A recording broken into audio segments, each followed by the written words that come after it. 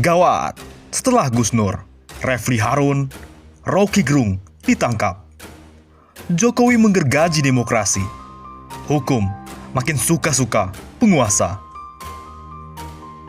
Penangkapan-penangkapan seperti ini mirip seperti di zaman penjajahan Belanda dan Jepang dulu, kata Fadlizon.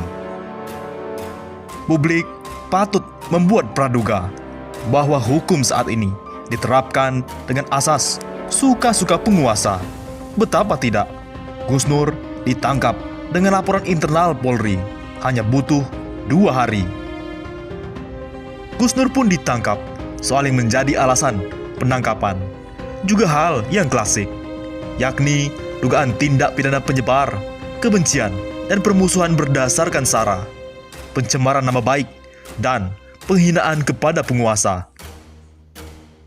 Yang mengejutkan adalah Gus Nur ditangkap bukan berdasarkan laporan polisi Aliansi Santri Jember beberapa waktu lalu ke Polres Jember, tetapi berdasarkan laporan internal kepolisian Bareskrim Polri bernomor LPB 060010 Bareskrim yang dibuat tanggal 22 Oktober 2020. Itu artinya hanya selang 2 hari laporan dibuat internal polisi, penyidik Mabes Polri langsung ditindaklanjuti dengan penangkapan. Tidak tanggung-tanggung, ada 31 nama tim penyidik dan penyidikan pembantu dikerahkan untuk menangani kasus Gus Nur ini. Pertama, namanya Kombes Pol Himawan Bayu Aji, SH-SIK, MH. Sampai ke 31, Bribtu Zahrorik Nafisah Syahuli. Karena terlalu banyak namanya, ini saya berikan screenshotnya. Sementara itu, kasus pidana Denny Siregar yang jelas pelapornya dari masyarakat, bahkan masyarakat santri, telah didemo berkali-kali. Hingga saat ini, jangankan ditangkap, diperiksa pun tidak. Penyidik hanya berdalih telah mengundang Denny Siregar untuk dimintai klarifikasi. Semestinya, dengan asas hukum equality before the law, Denny Siregar langsung ditangkap, tak butuh undangan klarifikasi. Atau jika itu tidak dilakukan, semestinya Gus Nur juga diundang dulu untuk dimintai klarifikasi, bukan langsung ditangkap, dijemput paksa dini hari. Asas hukum suka-suka yang dipertontonkan Polri semakin membuat publik ragu, apakah proses hukum terhadap Gus Nur, Syahganda Nenggolan, Jumhur Hidayat, Anton Permana, Ali Bahar Syah, dan banyak aktivis kontra rezim sebagai murni penegak hukum? Patut diduga, institusi kepolisian saat ini telah berubah menjadi alat kekuasaan. Model penegakan hukum bukan ditegakkan atas adanya unsur pidana, tetapi adanya unsur perbedaan pandangan politik dengan penguasa. Yang berbeda pandangan ditindak, sementara yang sejalan dan membela rezim dibiarkan bebas dan terus memproduksi ujaran yang menyakiti hati umat.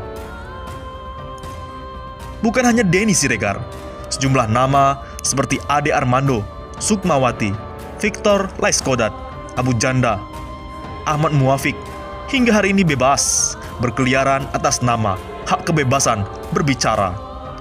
Sementara itu, Gus Nur, Ali Bahar Syah, Anton Permana, Syahganda Nenggolan, Jumhur Hidayat, Despianor harus mendekam di penjara karena menyuarakan aspirasi yang berbeda dengan penguasa.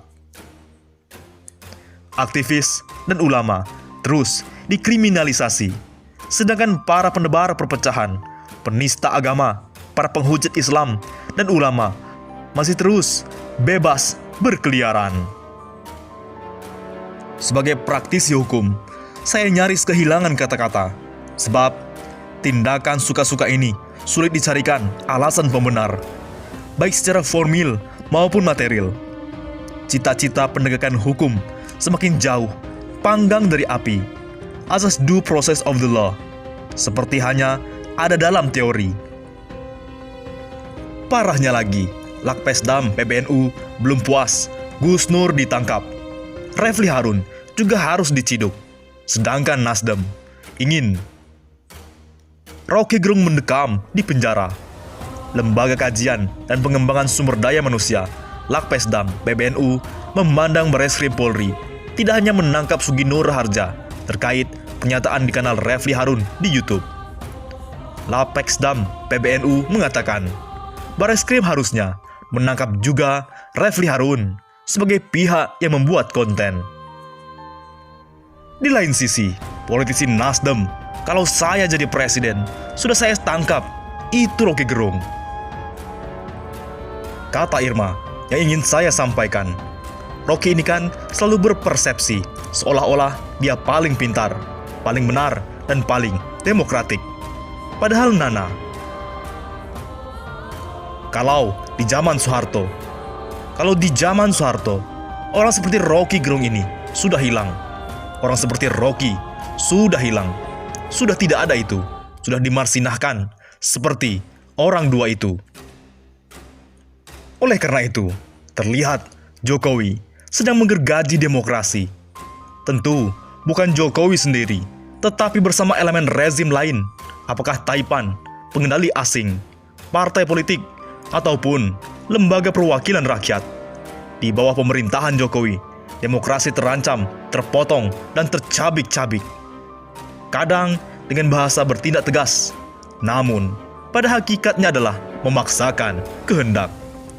The Economist edisi 15 Oktober 2020 menyatakan bahwa otoritarianisme dibangun pemerintahan Jokowi dengan ditandai oleh pelemahan KPK, penggunaan kepolisian untuk membungkam pengkritik, kurang memperhatikan hak perempuan, minoritas, dan kebebasan sipil.